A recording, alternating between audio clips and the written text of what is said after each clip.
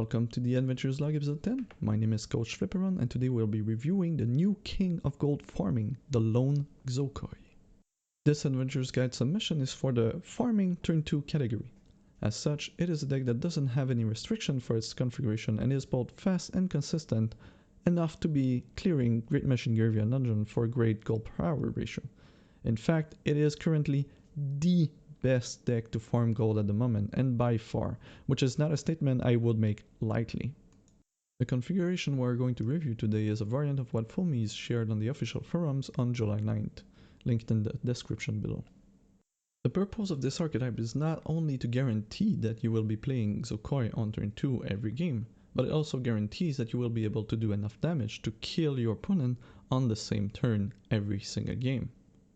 To review it, we will take a look at the Warrior's Tenant tree. We will then review party members and lastly the deck itself, or rather the only card that the deck has.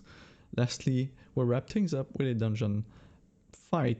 Usually we do a playthrough, but in this case all fights are going to be exactly the same, so we're just going to do one. Now looking at the Warrior's Tenant, one of the first thing that you're going to ask yourself is how the hell are we able to just guarantee that we're going to kill opponents on turn 2? It is a combination of factors. One of the first one is that we're playing an elf warrior at max level, at level 15, and the reason for that is that there's a racial tenant that is a taste for finer things. At the start of the game, all your legendaries in all zones gets -1 cost. So our Xocoy, instead of costing 5, is going to cost 4, and it is going to make one hell of a big difference. This is one of the key enablers for the combo. Now, now that we've reduced our Xocoy to 4 cost, we're going to see later with the mercenaries how we can give Xocoy mobilize to make it so that we can play him for 2. And once we can play him for 2, we're in a space where using our battle class power is going to give us 2 temporary resources because we're an elf.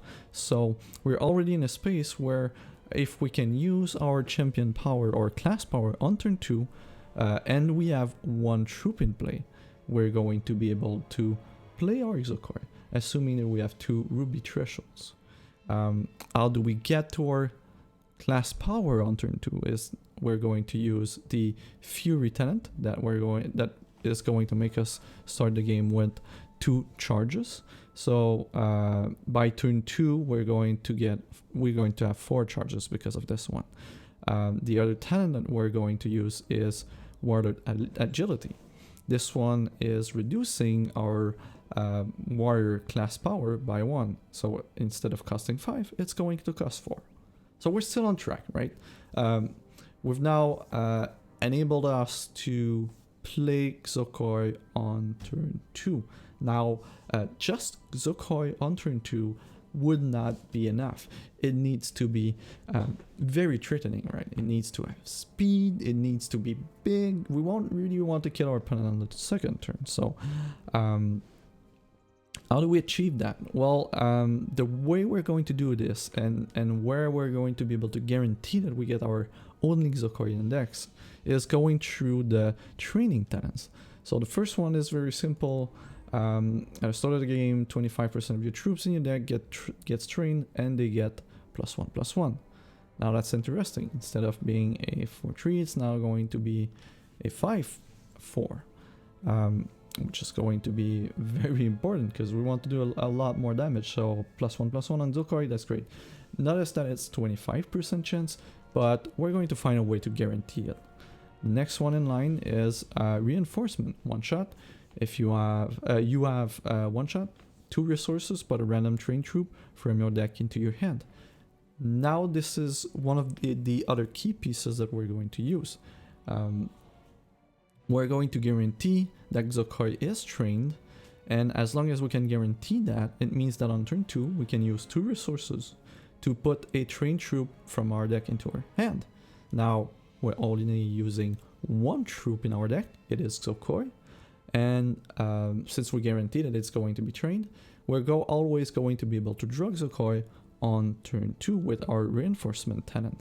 And since we're on turn 2, we already have access to 2 ruby thresholds because the deck is all rubies. And we've got 4 charges because of Fury. And that enables the class power here that's going to give us 2 more resources. So you can see how the pieces fit together, right? So we're at this point where we can guarantee that we're going to draw Xocoy every single game on turn 2. We can also guarantee that we're going to be able to use our charge power or class power on turn 2 every single game, generating us 2 resources. So in total, on turn 2, we will have access to 4. We're going to use 2 to guarantee that we get Xocoy with the reinforcement talent. And we're going to attack with our class power, getting 2 more, which would be enough to play a mobilized Xocoy. Now we're going to find how we can make sure that we mobilize Xocoy every single game on turn 2 a bit later. But this is where these pieces come from. The next piece that is really important is speed. We want to be able to attack with him on the turn it comes into play, right? We want to be winning on turn 2, so it has to have speed. The great thing is that we will be able to guarantee that it's trained, therefore we will be able to guarantee that it will get speed. Now into the other things that we need to make this combo work. So the most powerful Xocoy we can get is one with a very big rage statistic, right? So how do we get to do that? It is very easy. You're going to use Warlord Parrying. You're going to use deep pockets. This is a gold farming list, so I really like going the deep pocket route here. It's going to add 4% to our gold earnings, and if you're going to do a lot of gold runs, a lot of farming run in Great Machine Graveyard with this configuration, you do want to have the deep pockets. We're going to use a Warrior's Guild as a necessary evil. It's going to put a Warrior Guild into your deck. It's very simple. If you draw it, you're going to get 5, I don't remember, are these concussion or stunned counters. Basically what they do is that they make all your cards cost +1 for a couple turns. If you draw it on turn 1 on the draw or on turn 2 on the play, it's not that big of a deal. You likely just can win on the next turn by waiting a bit. It can be a pain though. If it leads to a loss, you just reset the game, and that's it. It's so low of a chance that you get it. You're going to farm, you're going to do 10, 20, 30 runs before this happens to you, if at all. And if it happens, you just reset the game. Next one is Commander. We're just taking it to go and get the Warriors class gem. The Warriors class gem is where the magic happened. The minor gem is trained. And what has changed with set 7 is that the train gem now works in all zones. So that means our Xocoy in our deck is going to be trained, guaranteed, because we're going to put that gem on it. So this is the way we guarantee it. The next gem, the major gem, is also the one we're going to be using, because it gives rage 1. It gives deploy. This gets rage equal to its attack. With all the factors combined that we're going to use, everything that we're going to combine to make the biggest Xocoy that we can, it is going to have 6 attack when it is deployed. So it's going to have rage 6. The first attack, it's going to have speed, it's going to have a ton of modifiers, but the short version of the story is that we're going to attack for 12 and then we're going to attack for 18 because of rage 6 on turn 2. And this is where this comes together. The rest of the tenants, they are not mandatory, but they are great. They are there to add more damage. So one of the first one that we're going to get is Berserking. It's going to add 1 damage every time you do combat damage. So we're going to attack twice. It's going to attack 2 damage. It's going to add 2 damage to the total number of damage we're going to do that turn. So it's very significant. The next one is Warlord Strength. It's going to add 1 damage to our battle. Battle does 2 damage now. It's going to deal 3 damage with this. which is pretty great. We already have that, but it doesn't really matter to us. Other talent we could get is tactics to get steadfast and swift strike, where depending on the mercenaries that you select, you're mostly going to have them. For the rest, it's just really we're going to have one more for the battle, a troop, and then all combat damage to champions increased by 1, and your battle does 1 more. So this one adds up 3 damage on that turn, and this one adds 1 more, so it's 4. So in essence, we're going to do 12 plus 18, so that's 30, and we're going to use a class power that's going to do 4 thanks to strength and berserking, so that's 34. And then we're going to have Berserking again, since we're attacking twice and we're doing combat damage twice during the same turn, is going to add 2 more. So all of this is going to amount to 36 damage in 1 turn. And now we're going to test list in action, or rather I should say the card in action. It's going to be a very quick demonstration. Every single fight in this dungeon are going to be exactly the same. They're all going to end on turn 2, guaranteed. The only situation where you will not end the game on turn 2 is if you draw and hold War Wound, and if that's the case, you just reset the fight and that's it. It should be once every 20-30 rounds or even higher than that, but it may happen you just reset the game and that's it. There's no problem behind it. It's just a minor annoyance. Keeping in any end, it's mostly irrelevant. You either have Xocoy in your hand or you don't. That doesn't matter at all. The same thing on the play or on the draw. You're going to kill them on your second turn. There's no enemy in there that's going to kill you on their second turn, so it does not matter. Most things are irrelevant here, and that's why it is guaranteed. I mean, it ignores most of what the game is doing, pretty much all of it, and you just win. So on your second turn, you're going to play your second shard. You're going to have access to your champion power and the training, and put a random train troop from your deck into your hand. You only have 1 troop in your deck. It is trained thanks to the we can ensure that it is trained thanks to the gem. So we're going to do that. Get the Xocoy that we have. Its equipment is going to trigger, giving us a troop.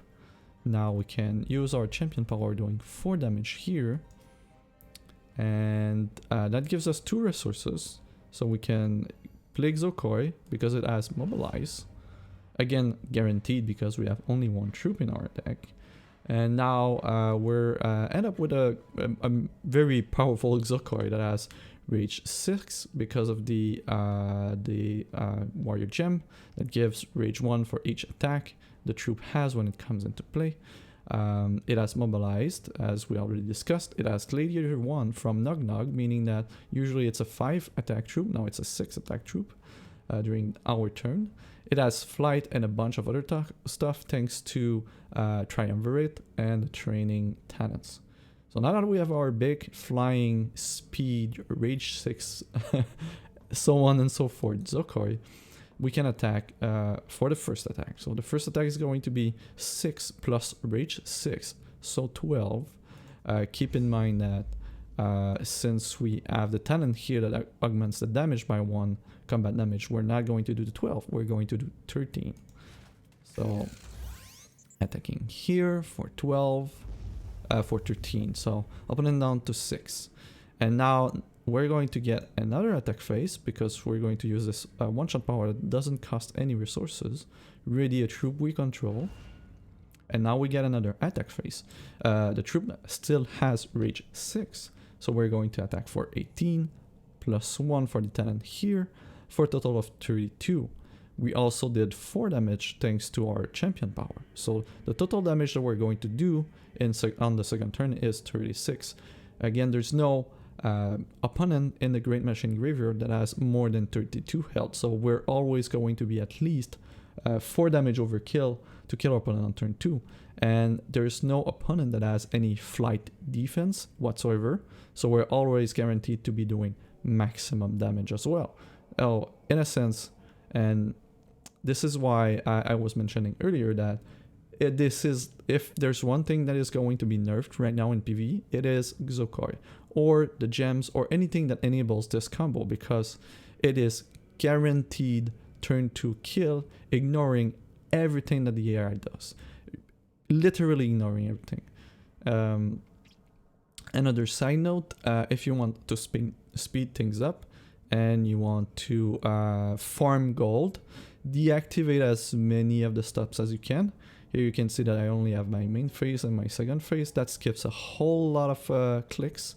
And when you intend to farm gold and you're going to run this like for 10, 12, 30 times in a row, you really want to maximize you know, the number of clicks, meaning that you want to do as few as possible. So removing as many stops as you can become really, really important. And this is why you're seeing this here happening very quickly. It goes straight to the attack phase because I don't have any phase stop there. We're going to straight up to damage 18 and that's it, right? So we've done 36 damage in total in one turn without any interaction whatsoever. An AI cannot interact with this, and it will not in Great Machine Graveyard. And right now this is the highest gold payout that you can get. There's even players that report using a list similar to that with the lone Xocoy, being able to clear the whole Great Machine Graveyard around the 5 and 6 minute mark. So you can imagine that an insane amount of gold that you're going to get if you can tweak all the things and you have a good computer. So it is an insane gold per hour that you can get. Previously, before set 7, you know, good gold per hour was around 30,000 gold per hour. If you're clearing the Great Machine Graveyard in 5 or 6 minutes, you're likely going to be more in the realm of 40,000 per hour gold. We're in the realm of farming 1 pack worth of gold per hour. It is absolutely insane to be able to farm one pack of Frostheart per hour in PvE, and this is with 1 card and a single elf character. You can do the combo with an elf character that is not maximum level. However, again, you're going to be going off on turn 3 more than anything else. You do need to get to a decent amount of levels to be able to get all the pieces together, but once you do, even if you're not max level, you're just going to win on turn 3 instead of turn 2.